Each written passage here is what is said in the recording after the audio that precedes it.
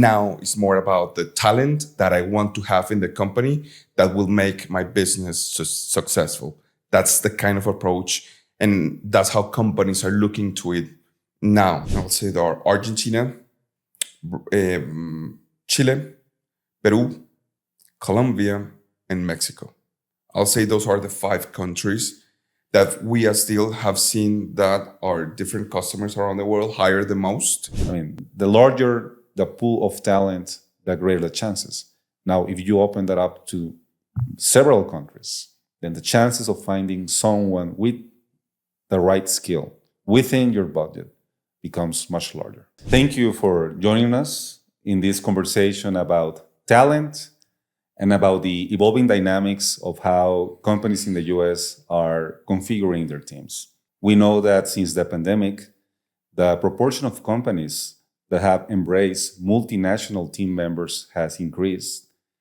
And we also know that many of these companies have as their priorities to be able to work in real time throughout their business day, and also to be more cost effective, to be able to take more advantage of their budgets.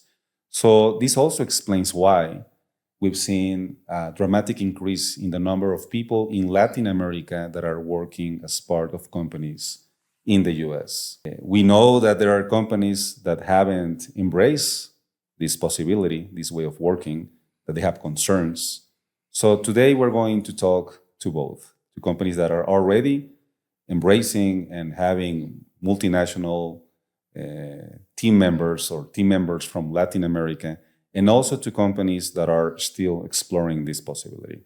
So to have this conversation today, I have invited Christian Rodriguez from DEEL.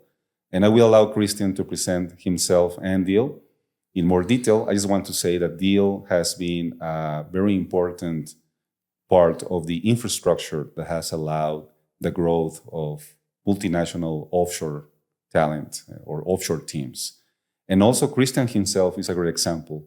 He lives in Bogota, Colombia, and now he's working in DEEL, but before he was working for HubSpot. So he's a great example of these multinational nearshore setups, right? So Christian, welcome. Thank you, Jorge, for having me. It's my pleasure to be here and talking about HR and expansion plans and nearshore strategy. It's just something that us as DEEL have been working a lot.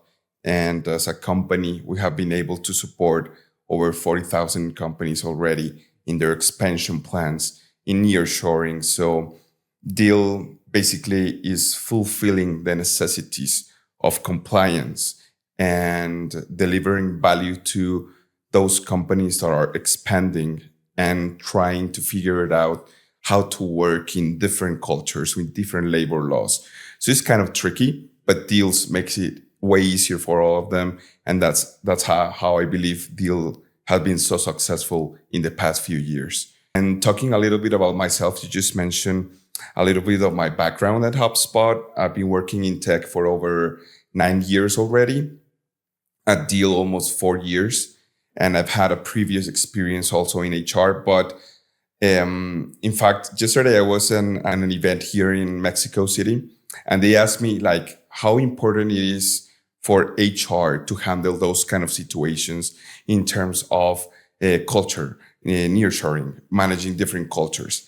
And I believe I've been able to experience that myself and have that kind of knowledge on how to handle different situations, talk to different team members for all over the world, handle different cultures. And it's just something that really is I'm passionate about. And I really like talking a lot about, because it's something that you learn a lot from so many people. And talking about HR right now is just awesome. I feel really humbled to be here, and thank you so much. No, thank you, Christian. And we are going to deep dive on some of the things that you mentioned. First of all, I always like to start with strategy, looking at the big picture. So a question that we ask ourselves a lot: why is incorporating nearshore members into US teams a source of competitive advantage? That's a great question. Now more than ever, US companies are looking for talent all around the world. I'll say the strategic approach has changed from localized kind of hiring process that they were looking like, hey, I'm going to hire in a specific country, to a different mindset, more flexible, that is more about the skill set of the people that you're looking, the abilities, the possibility to have different people from all around the world have the vision that complements or that aligns with the business strategy that the company is looking to. So at the end of the day, it's not just about the geographic kind of approach that we used to have in the past. Now it's more about the talent that I want to have in the company that will make my business successful. That's the kind of approach. And that's how companies are looking to it now, because having people from different countries enlightens the culture of the company, makes the vision and the alignment between different needs way more easier than having just like a specific view from someone in just one country. So that really makes it way richer, the culture of the company, and also the knowledge of people from other countries that you bring into your organization makes a lot of sense in terms of mixing that with your strategy, with your business processes. So at the end of the day, you can innovate a lot. You have a bunch of great ideas coming up that at the end of the day makes the company way better. Well, thank you, Christian. And you're right. There's advantages of integrating people from different backgrounds and different life experiences. Something that we have seen, complementing your answer, is that if you're looking for a specific skill, right, and someone that is also compatible with your culture, and if you're searching for the talent available in your city, you're going to have access to a specific number of candidates. And if you then open up, if you become like a remote company in the US and you can now search for talent anywhere in the US, now you have more possibilities. So the chances that you're going to find someone that is going to have the skill set and that is going to be available and that is going to be willing to work for your company, given your budget, the salary that you are offering, I mean, the larger the pool of talent, the greater the chances. Now, if you open that up to several countries, then the chances of finding someone with the right skill within your budget becomes much larger, right? Especially if you are adding countries that have a different cost structure, right? That is true. In fact, most of the people think that the US companies are hiring abroad is just to hire cheaper. And that's the first thing that comes to mind. But that's not necessarily true. Of course, you can find maybe cheaper talent elsewhere, but it's just more about the quality and the potential that you have as a company to bring someone that will give you a lot of value. So it's just not like that kind of mindset. And also be aware that having foreigners in the US due to politics and stuff has become tougher. So as a global strategy for companies that want to expand, is a great deal in terms of value, cost, and the possibility to grow in new markets, to hire people from elsewhere. So at the end of the day, it's just like win-win situation. And of course, there are challenges on managing those teams, because the nearshoring, you need to treat the people as a team member, not like a vendor, because you treat them like a vendor, then you're going to have a lot of difficulties in getting aligned those teams, getting a culture, a global culture for your organization, and then deliver great results for the company. So at the end of the day, companies, and this is like a big challenge for them when they hire international and remote employees, is just how we can handle the situation so we can be a whole team, get aligned, and get our path to where the business grows and is successful. So that's kind of the deal and one of the biggest challenges for companies. Totally agree. And for example, we like to see people working in Latin America observing US holidays. It's a small example, but that it makes it feel like you are part of the same team, right? So it's a conversation we normally have with people that we hire that we know they are going to be working alongside team members in the US. So they need to forget a little bit about their local holidays and observe the US holidays. So maybe they start celebrating Thanksgiving, right? And it is something that many people like to do and are willing to do. And it's just an example of how we need to make sure that teams, they feel like they are part of the same larger group, right? That's an advantage of Nearshore. Sometimes some companies like to get together once per year, and it is easier to travel to the US from Latin America, at least from North Latin America, right? And then from other parts of the world. Or sometimes they like to have their offsites here in Mexico, in Cancun or Cabo. So that's also something that helps. And this is something that many companies don't do. It's not something that is necessary. But companies that like to do it, it makes it much easier if your team members are close by. In fact, what you just mentioned, some companies tend to have like specific PTO policies for their employees to try to handle the same benefits for all of the workforce that you have all around the world. So at the end of the day, companies can make a push to create their own international culture and build those PTO policies or benefits or whatever you want to give to your employees so they feel comfortable. For example, at DEEL, we have a global SKO, sales kickoff, each year, which is great because it's like really bonding event. We have over 1,000 people in just one place for some days.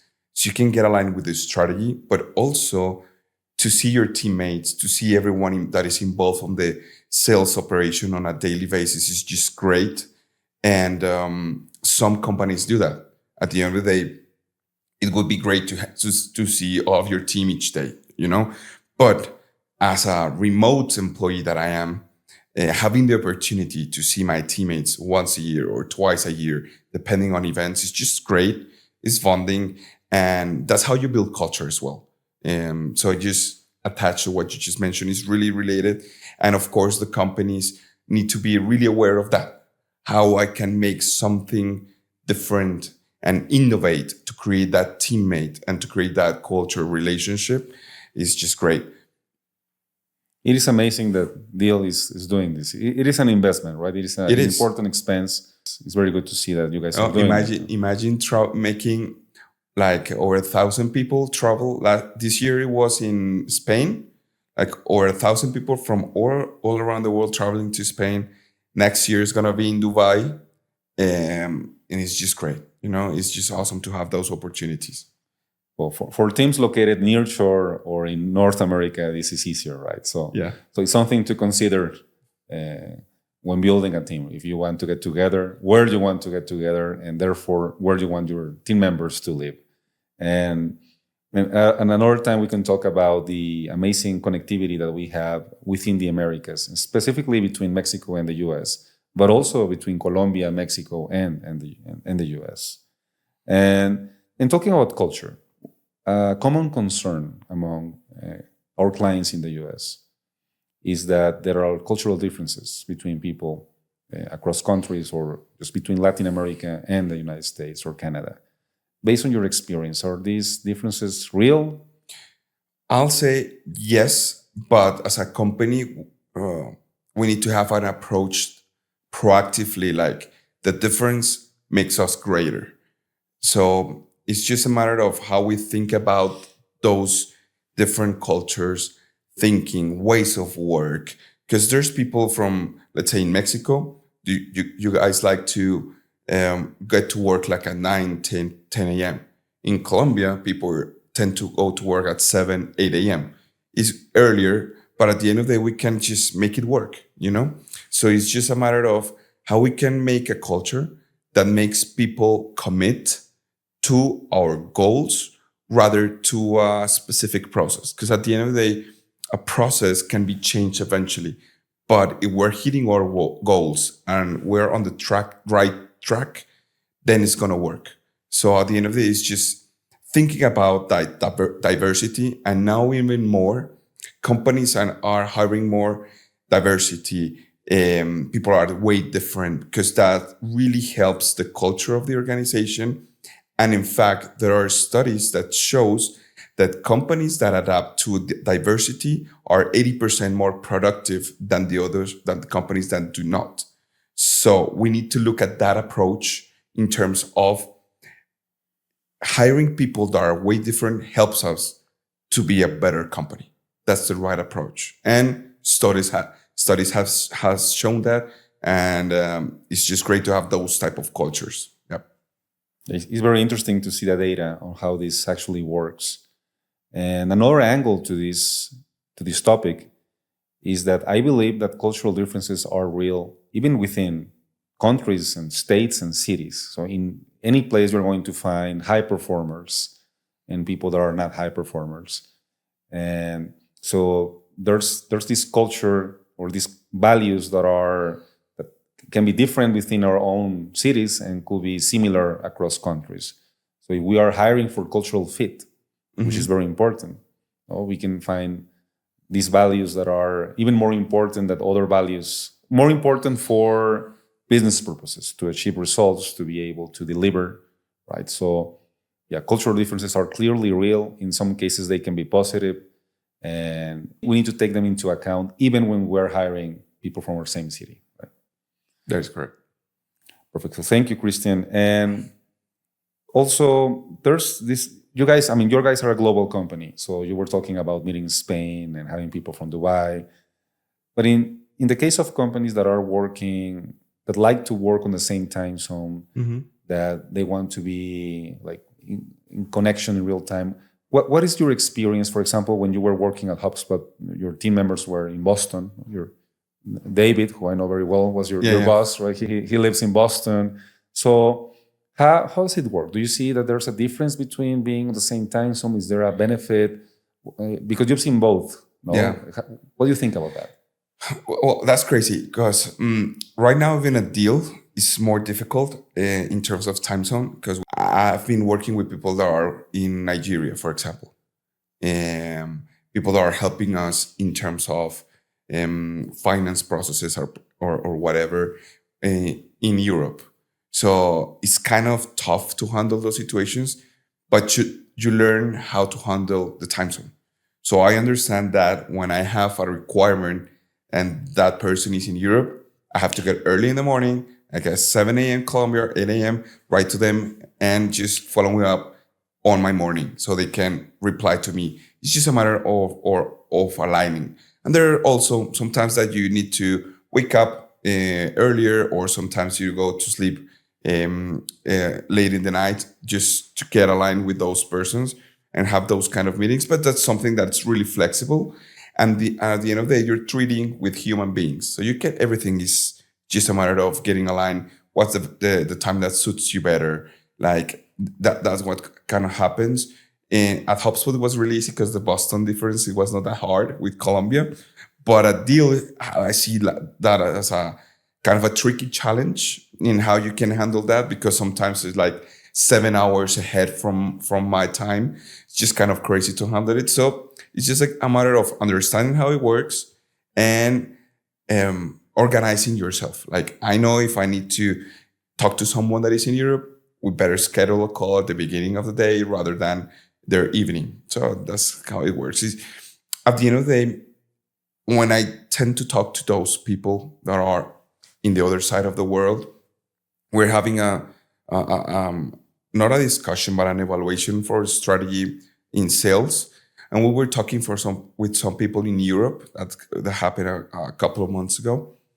And we managed to get to the time, right? To the time zone correct that worked for them, worked for me, and for the team. But at the end of the day, we were able to discuss about the sales strategy and how they were able to share some examples. We were able to share some hours as well.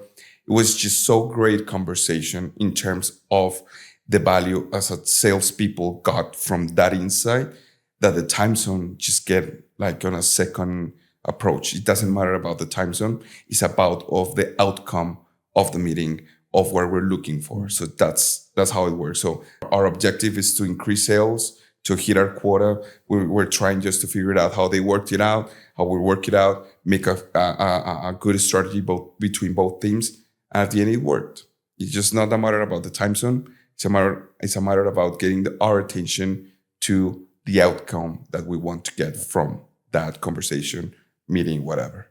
Yeah, that's a very interesting experience. And in conversations that I have with my clients, it seems to be something that depends on the activity. For example, for administrative purposes, like accounting support, or even for sales teams that are in different regions, it seems to be easier than for marketing professionals. So the type of activities that we have in marketing require a lot of collaboration. So we need to, if we're stuck in something, it's very hard sometimes to solve it through email or Slack. So we need to jump into a huddle, and sometimes not even able to have that huddle can make us miss a deadline. So if we have something that we need to deliver for a client, or we have a client that is in retail, and so it becomes very, very time sensitive. Marketing is a very, very time sensitive activity, at least most of the processes. So in those cases, being able to be on the same time zone might be even more important than in other cases, right? So I think it also depends on the activity and who we are serving and what we are trying to get done. Is it achieving a sales quota, or is launching a campaign on time tomorrow by 8 a.m.? That is true. There are some ways that you can make your life easier. And I'll say there are tools that might help you out, tech tools that might help you out to get your team aligned. Like, while you're sleeping, someone is working in the other side of the world. So you can track a little bit of what they've done towards the same purpose. So at the end of the day, it's just there are mechanisms in terms of the tools that you can get aligned that can make the work easier for all of us, regarding wherever you are located. And also the type of culture that gives you the opportunity to, hey, I got this approach. I just stated everything on this platform or whatever we're using, and then someone 8 hours later comes up and just read it and makes some quotations or some comments about it, and then you just like kicking off, and all the time you're just working around that process or that project or that goal. But of course, there are some times where you need to talk to someone just to get a 5-minute call that is going to be quick. Yeah, that's kind of the challenge. But at the end of the day, it's part of the culture, of course. Yes, of course. And talking about something different, we've seen some companies that are taking a step back regarding remote work. And of course, we understand that being able to implement these offshore, nearshore models requires remote work. So one question that I'm hearing a lot is, do we believe that this shift is permanent or is temporary? Where do you see the future regarding remote work and multinational teams? That's a great question. I'll say that I don't think that we'll get back to 50 years ago that everyone was working in an office. Of course not. I'll say it's going to be more dynamic. And at the end of the day, it's going to be a mix between on-site jobs, remote jobs, nearshoring. So it depends on the strategy of the company. So at the end of the day, if a company is trying to expand, I'll say expand internationally. They might use a mix: on-site people in the US, remote people elsewhere, nearshoring. That's how things will work if they want to expand. And that's kind of the flexibility that companies that DEEL offer to companies. So at the end of the day, you just have a great ally that will help you out to deliver value, and that will be in charge of all the labor headache stuff. So you can just be worried about having the best talent that will help you out to make your business successful, and they will do the rest for you. So I'll say it's going to be, of course, going to be half a mix. It depends also of what the company is doing. There are different kind of variables that we need to be aware of, but I think we will have a mix from now on. And if you ask me, for the next 5 years, I'll say that's going to happen that way. We're going to keep like the same rhythm. Companies that want to expand, they will be looking for allies that help them in their expansion process. And it's just a matter of business results and where we're going to take our business to, and expect the best of it. And using allies like Deal is just like the perfect fit for them. Yeah. The recent scenario that we have seen in NCTech recently is a request that we have from different clients. They are asking for our help to build software development teams in offices, right? Like set up an office and design the team, right? Like organizational design, hire project managers, architects, and having them, of course, in another country, could be Mexico, Colombia, but working on-site in an office. And it's an office that might not be controlled by them, but they want them to be together. They want to be able to visit them, to send a supervisor once in a while. So it's also another example of how this hybrid model. So yeah, they are in another country, but maybe they are not fully remote. They go to an office. So yeah, I agree with you in that we're going to see, I mean, there are many, many ways of configuring this. Some of them are more cost effective for sure. So there are trade-offs. No, it is much more expensive to set up an office than to have people fully remote. And also, once again, if we are searching for candidates in one particular city, it becomes a huge challenge to find great people, right? And it is possible, but it makes it more expensive. So there's also a trade-off between cost advantages and implementing these policies. Yeah, what happens in that situation that you just mentioned is just you have like a wide approach for many cities, many countries. And then when you get your attention to just one country or one city, it makes it harder to find the right candidate. So it's just, as I mentioned at the beginning, it's just the mindset of if I want to be just located in one place in one country, or if I want to have the best talent, it doesn't matter where. But you can have a mix. You can have just like, if you find out like maybe Bogota or Buenos Aires or Mexico City are a great fit, and we have a bunch of people there, maybe you can have a co-working space for them to gather once in a while and work together, you know? But that might be a consequence of the strategy that you have, rather than the strategy of finding the people in that specific city or country. So that's kind of a different approach. And talking about cities and countries, and there's a lot of competition. It is. But something that we get asked a lot is, what about the countries? Which countries do we see that have the strongest talent hubs? Sure. In Latin America, I'll say there are mostly 5. I'll say there are Argentina, Chile, Peru, Colombia, and Mexico. I'll say those are the 5 countries that we as Steel have seen that our different customers around the world hire the most, are those 5 countries. Why? Quality talent, people that are willing to work for an international company, work remote. Third, I'll say good remuneration or good salaries. And fourth, there's something that is really aspirational as well in some Latin American countries, that there are people that are looking to work for an American company or, yes, a US company. So sometimes they're looking for those type of opportunities and they're preparing for that. So they have good English, they have Spanish. Some of them even speak Portuguese as well. So you're having people that are speaking 3 languages and that can support your operation in different countries in Latin America, or even in Europe, or even whatever, in Brazil, for example. So it's just like those type of situations that give companies a great advantage. And it's really appealing for US companies to hire in Latin America. And we're seeing that, yeah.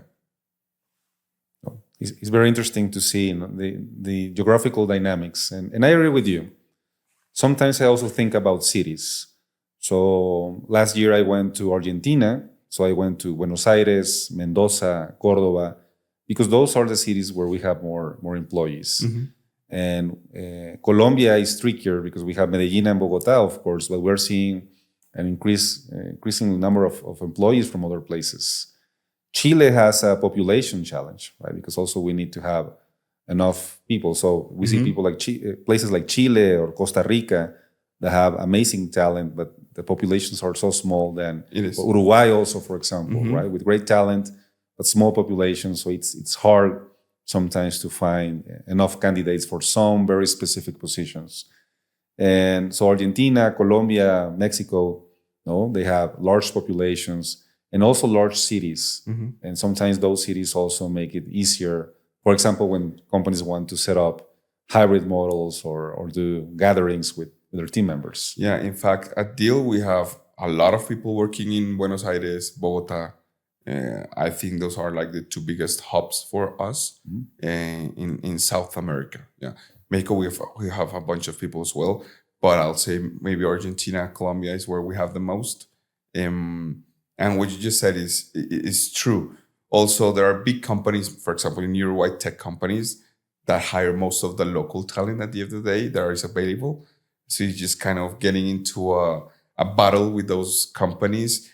So it's better to find other people that are seeking for companies, and companies that are seeking for good talent that are in different countries like Colombia or Argentina. Like that's where it's most happening. Also Peru, but Chile, the ones that I already mentioned. Yeah. Yeah, and then in the case of IT, we have the challenge of the tech ecosystems like Salesforce, for example, or SAP or Microsoft. So here in Mexico, we have Guadalajara, Monterrey, Mexico City, but also Mérida, that are like smaller cities with a lot of talent, mostly because of investments that some of these large tech companies have done. And so it's a very interesting, complex conversation. Yeah. But understanding the dynamics of the cities, of the countries for specific skill sets is also something that as you were mentioning, a partner that understands the geography, the market, can be very useful navigating regional differences. And I travel to the US probably 10 times per year. It's easy for me that I live in Monterrey, so we have probably 40 flights per day just to Texas. So I can go and have lunch and be back at home. And during these conversations, I get to have lunch or dinner with our clients, and they have expressed their concerns. So especially with companies that have not worked with us before. Some people in the US, they have concerns if this is a right approach for them, if they should open their team's configurations, their organizational design, and incorporate people from other countries. Even if they are close by in Mexico, even if they are in the same time zone, they have huge concerns.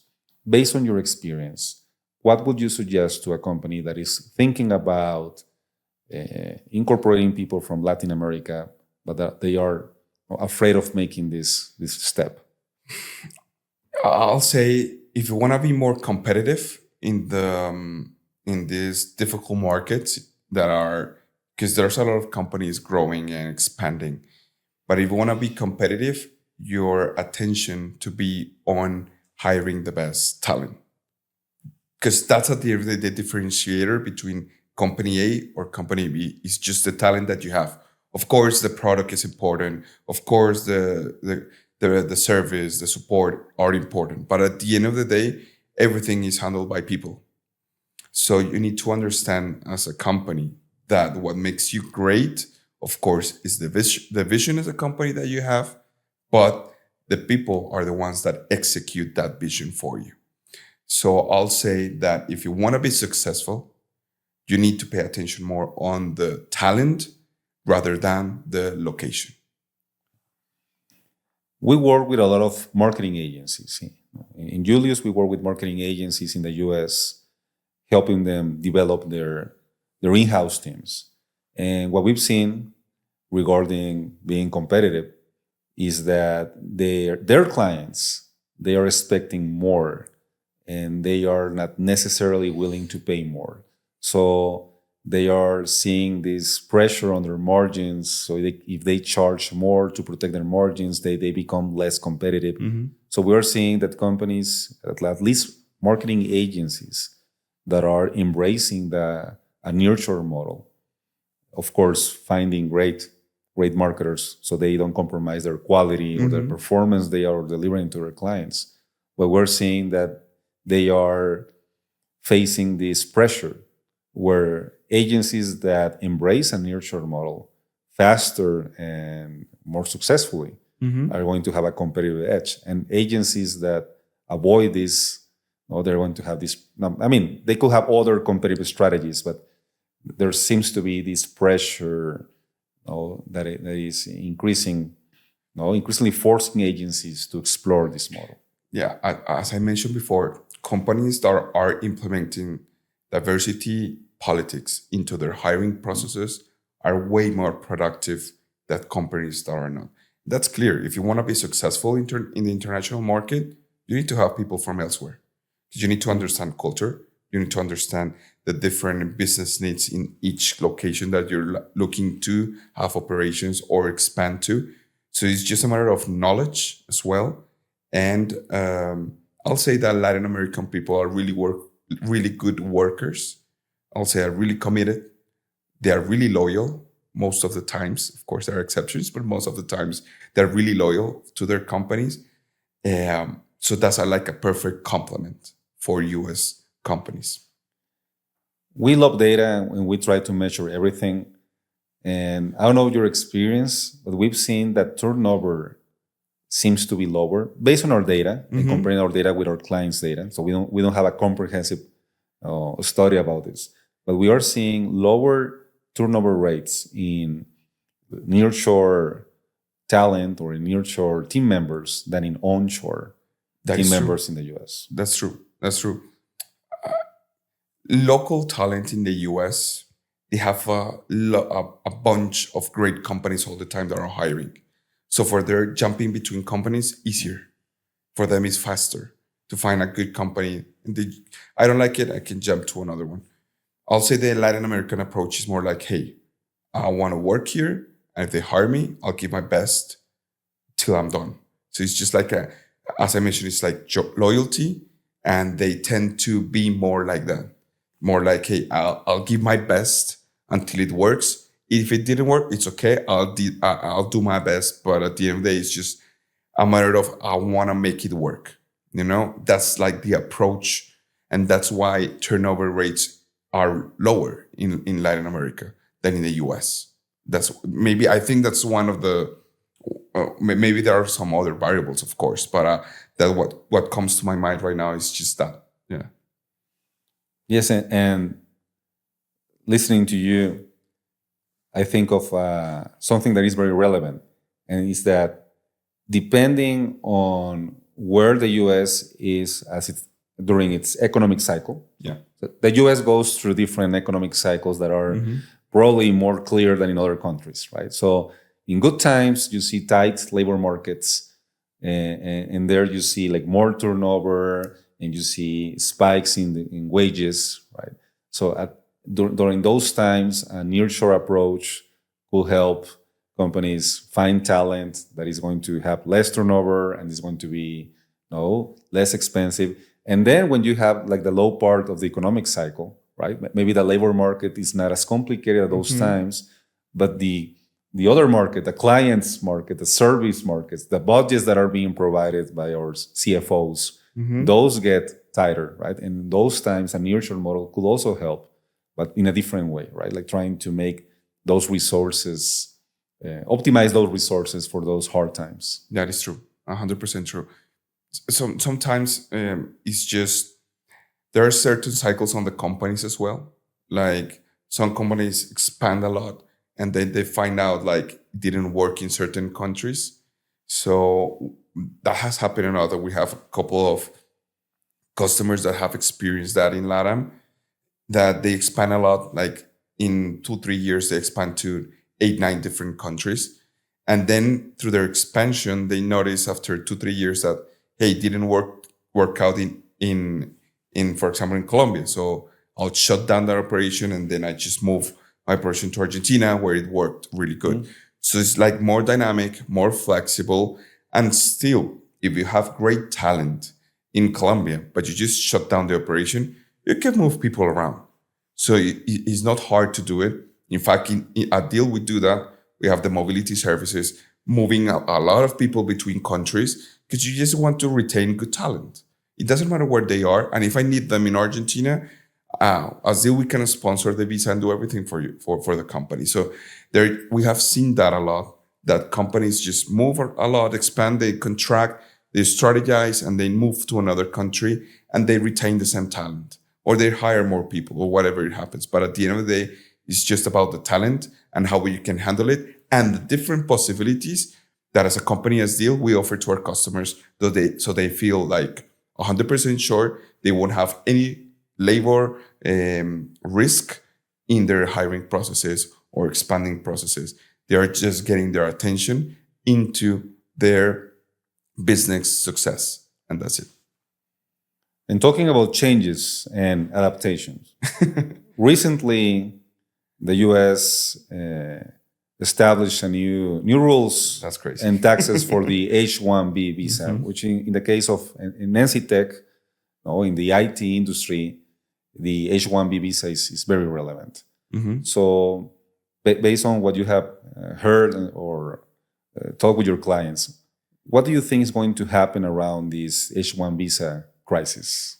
Yeah, I just said it's crazy because if you take a look, most of the biggest tech companies in the US, on their boards or C-level, they have foreigners, most of them from India and from elsewhere. But most of those, that is to say that the impact of people from the outside the US for foreigners in the tech companies and in the industry, the US industry, it has a big impact because there are a lot of great talents that come to the US and work for big companies. So that's going to be a big impact. At the end of the day, it's going to be really expensive for a company to retain that talent. So at the end of the day, that will help the US companies to transition to a nearshore model. Because again, if you take it to a look into the talent quality that you have and you want to keep it that way, you can move someone from the US to Mexico or to other country and avoid paying that. And that's the nearshoring kind of model that they're looking for. So it's just a matter of getting the good talent and make it cost efficient for the company as well. With this change in politics, it's just crazy because it becomes a headache, a financial headache for the organization. If you have 100 people that are with the H-1 visa, there's a bunch of money that you're going to be paying from now on to keep those people. Yeah. So it's just a way of not, there's the solution, of course, not firing them. It's just like to reaccommodate them or see how we can strategize to keep them on board and look for those solutions, Yes, I agree. And we understand that it is possibly going to be harder to hire foreigners in the US, right? We understand that due to politics and changes in different aspects, it's going to be harder. But that's, as you were mentioning, with the nearshore model, it could be that there are going to be opportunities to find talent in Latin America and also to provide people from India, for example, options to move to Mexico and opening offices in Mexico and providing visas, Mexican visas to people from India, for example, setting those teams here in Mexico. That is correct. And then having their supervisors travel and visit them. So it's going to be a slightly longer flight to Mexico City or Monterrey or Guadalajara than to New York. Well, in some cases, probably the flight is going to be shorter, right? And the potential that Mexico has to support those companies is just what you just mentioned. Because you're too close from the US. And as you are too close, it's just 1 3-hour flight and you're with your team and you avoid a lot of money in terms of taxes and you still have quality people working for you. So Mexico might become a hub for the US in terms of hiring for the companies. And that's crazy because this country has enough talent And also Mexico is really appealing for other South Americans and Latin Americans. So people from Colombia, Argentina, you see a lot of people here in Mexico coming up here, working here. So there's a big possibility for Mexico just to boost in how they approach to and support the U.S. company's strategy. It's going to be very interesting to see That is. how Yes. how this evolves throughout the years. Mm-hmm. So, Christian, if someone wants to learn more about Deal and how Deal can help them, or reach out to you, where can they find you? Sure. Well, basically, you can. I don't know if you're everyone is hearing us from any country in the world. You can go to deal.com and book a demo with our sales team, and it would be great to hear from you guys. Deal has a lot of experience in helping companies approach different cultures and avoid labor risks. So please feel free to reach out to us to deal.com. And also, if you want to follow me at LinkedIn, Christian Rodriguez, feel free to do it. And I will gladly help you out with anything you might need. So thank you so much, Jorge, for having me. It's been a pleasure talking with you guys. I've known you for a while. And it's just great to see how also NCTech and Julius have grown a lot during this time. It's just great to see you guys. Yeah. No, thank you, Christian. Thank you for joining me today. And thank you, everyone, for listening to this podcast. Goodbye.